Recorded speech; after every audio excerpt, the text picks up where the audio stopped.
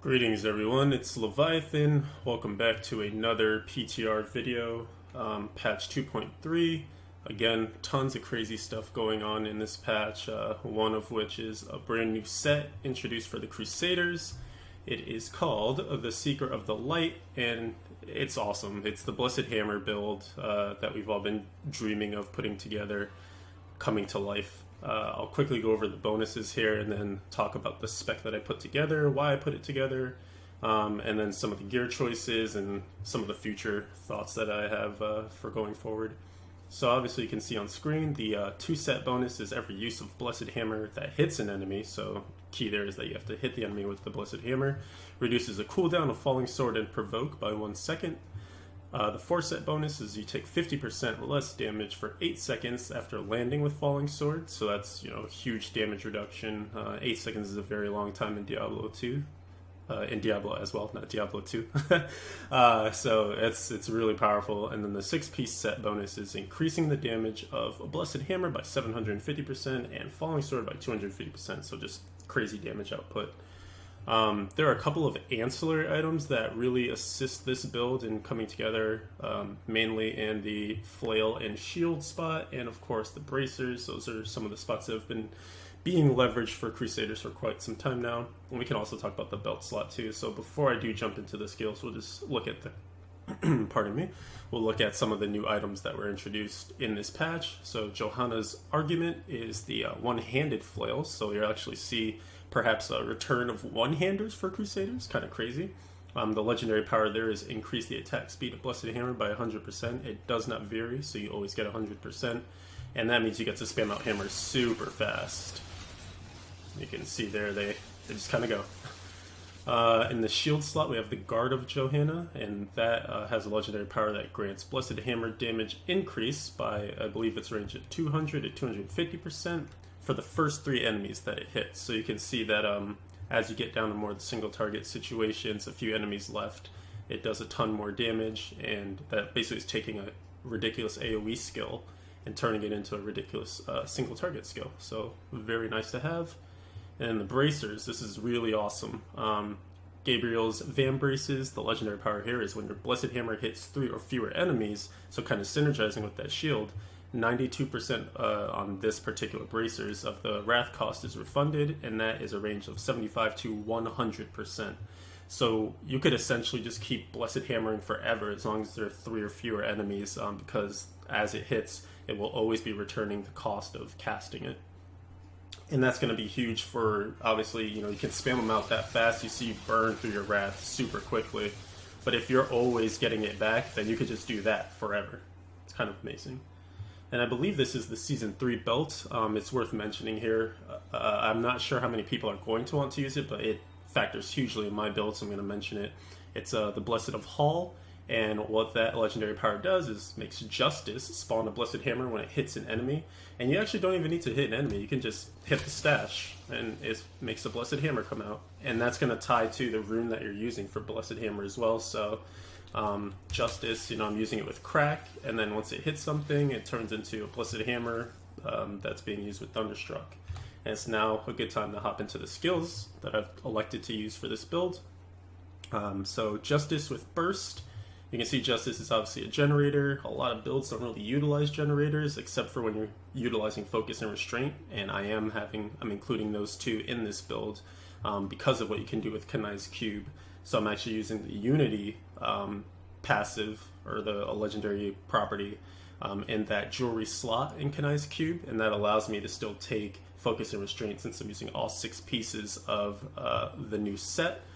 And basically, Justice is going to work to A, proc your one side of Focus and Restraint, and also B, to just make more Blessed Hammers, and you'll see that the damage output from Blessed Hammer is absolutely insane once all those factors are put together. So being able to produce them for free off of Justice with that belt legendary power is absolutely amazing. And you can see, it does some damage. It also has a chance to stun, which is nice.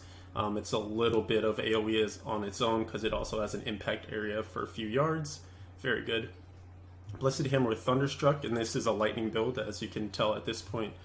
2 lightning skills in here, and then also a third with the rune that I use on Falling Sword, which we'll get to in a moment. But Blessed Hammer with Thunderstruck just makes it so that it kind of helps feed into that idea of Blessed Hammer getting better as it curls away from you. So you'll notice that it has like a weird pattern where it kind of spirals outward.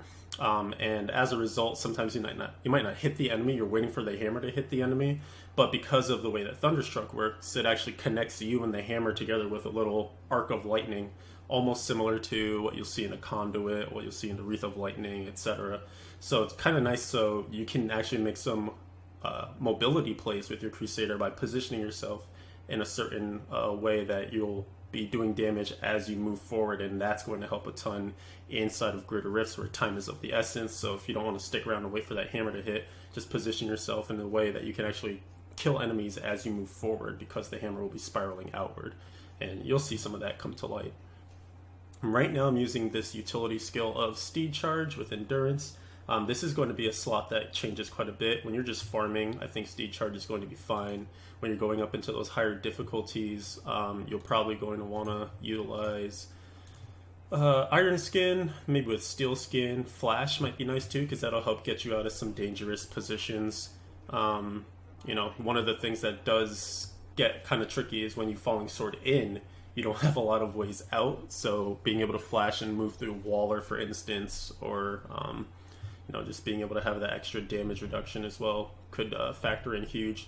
But one of the things I'm really excited about is Judgment, because that's going to be a belt that can, or sorry, in Season 4 there will be a belt that actually will be a delivery system of Judgment through your Falling Sword. So whenever you cast Falling Sword, it'll also cast Judgment, which is great, because then you'll Falling Sword, everything will be locked down in Judgment, and then you can just Blessed Hammer them until they no longer exist.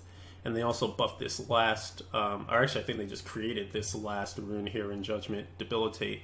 And this is the one that you're probably going to want to take in those higher Greater Rifts. So you can see enemies in the judge area deal 40% reduced damage for 6 seconds. So imagine that you're basically just stacking that on top of that 8-second period that you get from casting Falling Sword, and then your Falling Sword is going to be coming back up as you do more of the Blessed Hammers, and it's just going to be this like feedback loop of constantly reducing damage and constantly dealing damage too. I'm really excited for that belt to come through. And then of course, because of Kanai's Cube, you can use your armor passive slot to take both that belt and then the Blessed of Hull as well, so you can still do your Justice awesomeness. Pretty staple selection here. Akarat's Champion with Prophet, just, you know, super tanky, extra damage. Obviously without using something like the Akon set, you're not going to have it up all the time, but I think the build will allow for some CDR here and there on the gear, and also in using the passive Fervor, for instance, in your Paragon points. So you'll be able to get CDR snuck in, and you'll see that the uptime on this will be more than you think it is, even without like the consent making it permanent for you. This is another flex slot as well. I do like to use a law in a lot of my builds for the first time, because you have so much wrath being returned to you in certain situations. You actually don't need to take Laws of Valor with Unstoppable Force, so I'm using Critical here to just kind of make the build a bit burstier. But if you're having, you know, defense issues, you can go with Laws of Justice. If you have sustainability issues, Laws of Hope works well. And also Wings of Angels could be another way to help you get out of some dire situations as well if you get stuck. So, I mean, there are a lot of options here. You can even go Lawless and take, you know, Iron Skin here and then Judgment here, and then you'll be good to go. Super defense.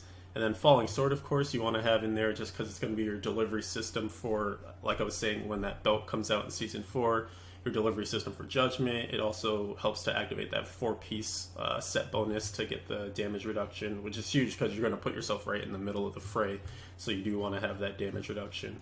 And I'm using Part the Clouds just to keep the lightning theme going. And also it has a little bit of stun effect there as well too.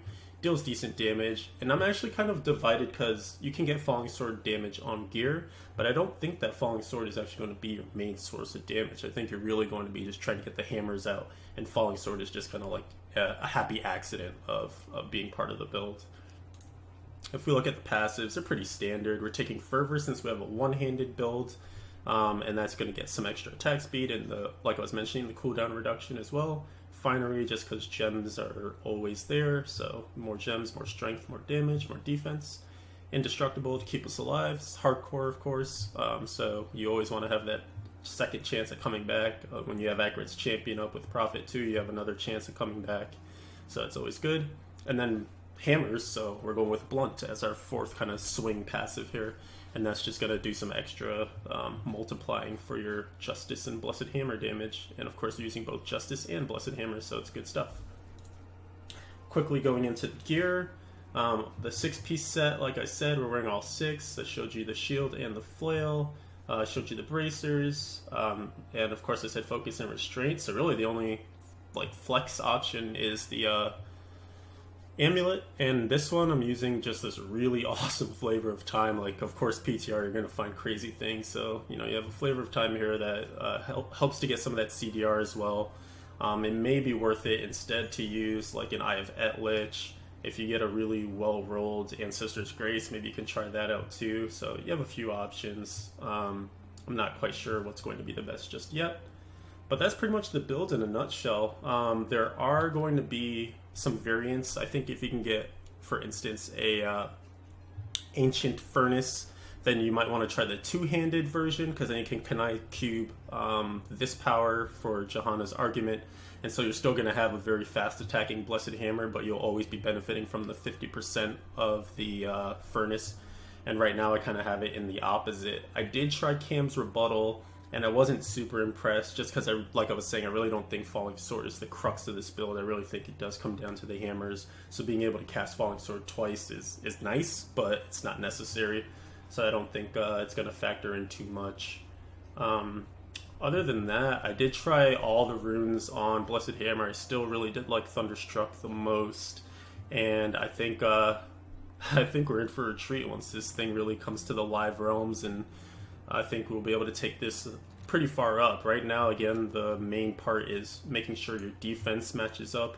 I'm actually, if you notice here, it's kind of a happy accident as well, but I have life per wrath spent on both the shield and the flail, and that's pretty awesome because, again, you can spend wrath super quickly, but then if that wrath is always being refunded to you, it's basically this like instant feedback loop of always spending wrath, and so your life, like, you'll see that you'll take paper cut hits, especially after using Falling Sword, but then you're just going to be, you know, getting those paper cuts healed right back up as you spend the wrath. So again, very exciting stuff.